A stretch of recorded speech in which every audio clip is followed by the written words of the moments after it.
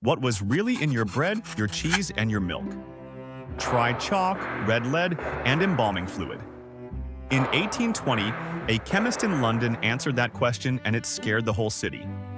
His name was Frederick Ackham, and he printed a book with a skull on the cover and 6 words under it: "There is death in the pot." He was not being dramatic. He was being exact. For most of the 1800s, the stuff whitening, coloring, and preserving your food was picked to fool your eyes and hide the rot.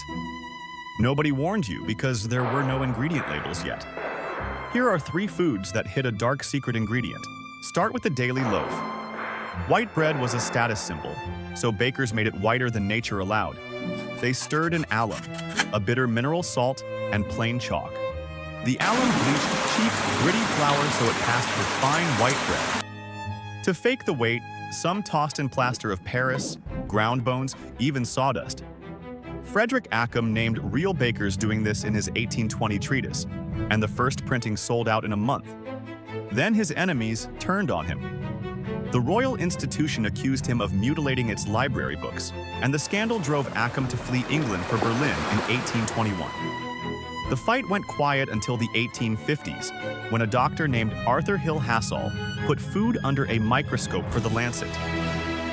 From 1851 to 1854, he tested thousands of samples and printed the names and shop addresses of the cheats. The chalk in your bread was real, and now it had receipts. Next, the color. Gray food does not sell, so sellers reached for the paint box. Gloucester cheese got its warm orange glow from red lead, a lead oxide that is flatly poisonous.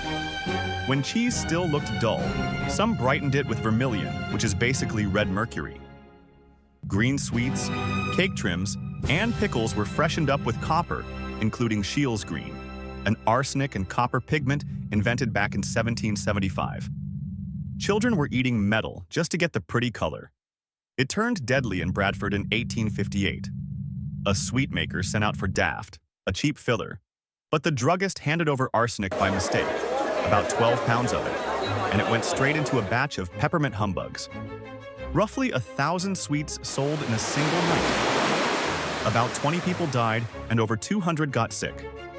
That horror is what finally pushed Britain to pass its first real food law in 1860.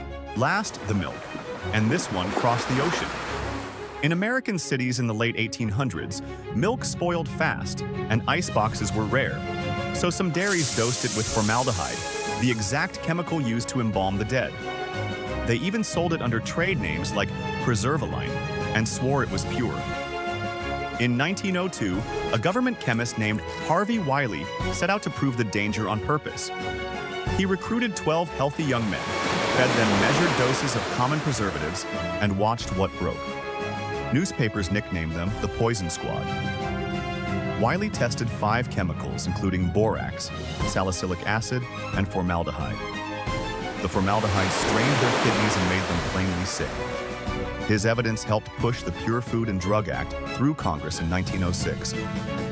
For the first time, what went into your food could not legally stay a secret. So the secret ingredient was almost always the same idea. Make it look good, make it cost less, and let the customer find out later. Alum whitened the bread, red lead reddened the cheese, formaldehyde saved the milk, and nobody had to tell you. The labels on the food in your kitchen right now exist because real people got sick, proving these 3 tricks were real. New food history every